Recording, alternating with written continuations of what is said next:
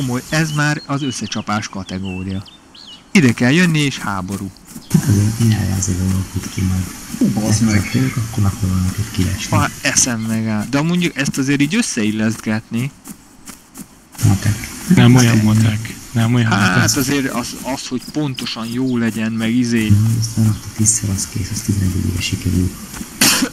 Hát de ne haragudj meg, ez nem 11-ére sikerült.